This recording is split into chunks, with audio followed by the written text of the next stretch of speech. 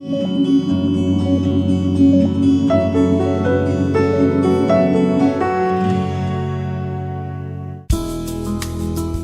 Conclave 2012 Emerging Trends in IPR, an interactive seminar that looked at India's position in the world in a comparative outlook with US, UK and EU, was held recently in Mumbai. The event saw great minds from India and across the globe share their views on intellectual property rights in India today. One of the key topics under discussion was India's position as compared to US, UK and EU in implementation of the Nice Agreement and the Madrid Protocol. The debate was moderated by Praveen Anand, Managing Partner, Anand & Anand. In India, the understanding of the Nice Agreement or the interaction with the Nice Agreement has been very little. From the very beginning, all that we kind of understood was that goods are classified into 34 classes, and after that the service marks came in, and from classes 35 to 42 were added, and that's where the services were classified. And whenever there was a dispute, the courts kind of took an approach that the classification does not go to the consumer. The classification is only meant for the registrar of trademarks, so it's not a big deal. And we've kind of lived in this not a big deal domain or understanding of the Nice Agreement, and that's possibly the reason why we haven't understood some of the finer points which Emma will hopefully bring out today. And as regards the Madrid Agreement or Protocol, practitioners were very worried. At least 2 years ago, the issue became a very hot one. There were some seminars and practitioners were worried that they might lose their filing business. And then came an alternate viewpoint that there would be a lot of work that would come in. What would be disrupted perhaps is only the initial filing. So those are the kind of concerns that practitioners had, and perhaps Kalpana and Vijay Lakshmi, you might like to address a little on what would happen when Madrid comes in. And the other issue was when the number of applications will suddenly go up, do we have the infrastructure in our trademark offices to cope up with it? Those are the two kind of very broad issues that everybody would be discussing at seminars. So with that, let me turn to Kalpana and ask her to start. So the Madrid Protocol, as Praveen mentioned, has been a subject for much discussion in India the past 2 years, as India is in the process of completing its accession. What is Madrid? I can tell you what it is not. Madrid is not a one-stop shop for international registrations. It is a system that sort of reduces or simplifies the filing, maintenance, and management of trademark registrations worldwide. Madrid itself allows trademark owners to seek protection for their marks in several countries by filing one application through its national office. So it's a simplified way to file one application and potentially get protection in multiple countries or jurisdictions. There are 85 member countries or contracting parties to the protocol where trademark protection can be sought. And once you actually do get trademark protection, then the Madrid Protocol also simplifies the management and maintenance of those rights, which allow for renewals, assignments, and other maintenance activities, all to be done at WIPO within the International Bureau with a single filing. So when you have international applications from US applicants, the international application is transmitted to the International Bureau through something called the Madrid Processing Unit. And the Madrid Processing Unit is also going to certify that the international application conforms to the base registration or the US application. And that transmission is handled electronically, and it also can be filed in paper, but for the most part, all of the applications that we receive, whether they're national filings or Madrid filings, are going to be electronic. Now, would law firms lose business? This was a more significant concern because our bars tend to be very vocal.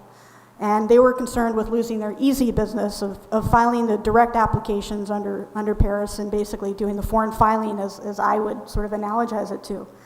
And, they might have lost out on some of that, but they gained in many, many other ways because they got to do more substantive, more complicated work for the work that they could actually bill more for, instead of just the flat fees that they would typically charge under the Paris route. So our lawyers are plenty busy. They have plenty of work, even after Madrid was put in place in the US, and I'm sure that Indian attorneys will have plenty of work to keep them occupied when Madrid is finally put into place here. The OHIM have long, until very recently, had the approach set out in communication number 403 of the President of the OHIM, which reads as follows: use of all the general indications listed in the class heading of a particular class constitute a claim to all the goods and services falling within that particular class. So the class heading essentially covers all goods and services in that class. So unsurprisingly in Europe, many registries and indeed the OHIM would accept class heading specifications, which give very broad rights with no clear definition. So some class headings are clear, for instance clothing, footwear and headgear. Others are not. I have no idea what would be encompassed within small metal items in class 6, and I would defy anyone to be able to define that accurately. Machines in class 7 is another area of some ambiguity. Goods not included in other classes of wood or of plastics in class 20 would require anybody to go and investigate what wasn't included in other classes and then come up with what was, which is really stupid. Office functions in class 35, I mean, the mind boggles with that one, and in particular with personal and social services rendered by others to meet the needs of individuals. So we regard class headings as being general indications relating to the fields to which goods or services belong. And we say that the scope of protection for a registration may only be made by reference to the goods or services covered. So that means that for us, class heading is irrelevant to interpretation, and we look at the specification and we decide on the basis of it means what it says. So our approach is very inconsistent with the OHIM's approach. And this means that if you bring an opposition before the UK IPO, you can get a very different result to what you might get at the OHIM, or for instance in Denmark, because Denmark have always had very broad specifications and have always gone via the route of class headings. So it leads to inconsistencies. And there's also a danger of forum shopping, which really shouldn't happen in a harmonised IP system. There has been a long debate as to why India took such a long time to accede to the Madrid Protocol. Amongst many reasons, one of the reasons why India could embrace the protocol only now was because it was necessary to carry out certain changes in the domestic legislation so that it could be at par with the protocol requirements and so that the protocol could be effectively implemented in India. Now we'll see how we propose to implement the protocol in India.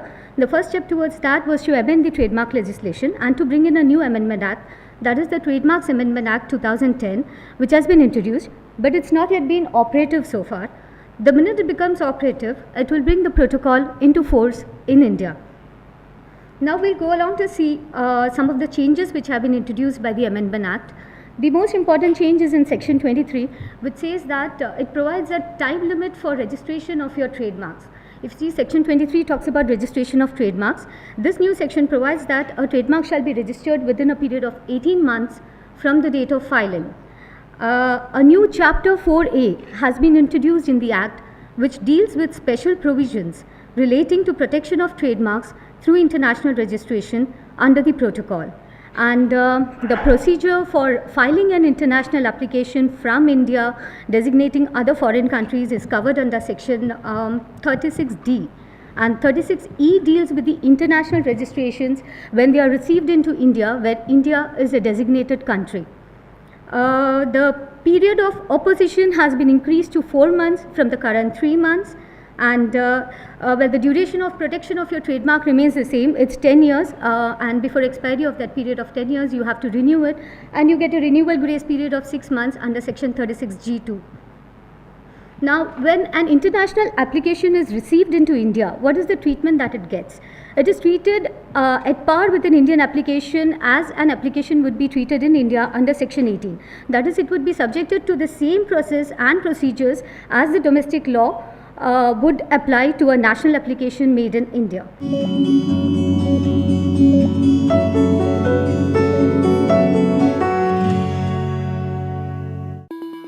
Brought to you by Legal Era. India's #1 legal and corporate awareness magazine.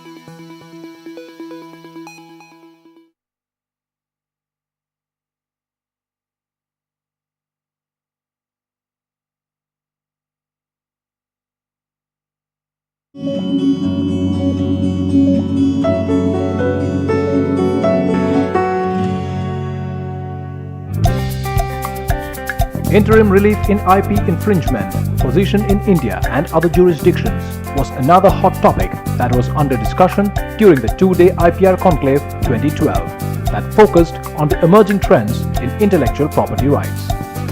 The moderator for the debate was Jonathan Vaughan, partner in Labaro LLP, and he introduced the topic interim relief in IP infringement and invited Suja Subramaniam of ID IP Consultants to open the debate. When you look at patents, they are really treated differently from trademarks, copyrights, and even trade secrets and designs. And I think it is very true and practical to say that yes, we have definitely experienced it, but I would also like to add that patents in India are a very new thing for the Indian courts to deal with and to experience. So although they have a lot of experience with trademark and copyright, patents are something that they started dealing with in 2008. So it is for time to see how Indian courts really enforce IP, because I think the laws are there, and if you look at the Indian patent law, it is an equitable law. And although a lot of us may not agree with certain provisions, it is there. But it is really the enforcement that is a problem. So when you're talking about interim injunctions, where does it start? It starts with a patentee having a very valid patent in India. Either they find a competitor or someone else having a product that infringes their patent, filing for a lawsuit and seeking an interim injunction from one of the courts. Now, there are two situations that may arise. One is that the physical product is actually in the market. The competitor or the infringing product is in the market. And if that is the case, I think the trend in India with the court and how the jurisprudence has developed is very indicative that trying to get interim injunctions are very difficult. That has been the trend, and that is what we are seeing. If the product is in the market, getting interim injunctions is very difficult. Also, from a timing standpoint, intellectual property, especially patents, you need to move fast. You need to get an injunction fast. But the courts, especially the Delhi High Court, although has a lot of processes in place, is reluctant to hear these cases on a speedy basis. And we have seen anywhere from 6 months to a year before any decision even comes in interim injunctions, which is a long time. So really the question we need to ask is, if the product is in the market, do we need it? What are the things that we can do? For example, can we ask for a speedy trial instead of asking for an interim injunction? What has struck me already is the major distinction probably between the system we face in the UK and the situation in India is that we have a much more user-friendly court system when it comes in particular to patents, but also to IP cases generally. First of all, when it comes to patents, we have a dedicated patents court in the High Court in London, and it is London where all the patent cases are heard. When it comes to other IP cases, we have an intellectual property court, which both sits in London, but also sits in the High Court district registries around the country in 3 or 4 centres there. We also have a new innovation which has been much improved recently in the Patents County Court, which was formed some years ago with high hopes of providing much cheaper more efficient access to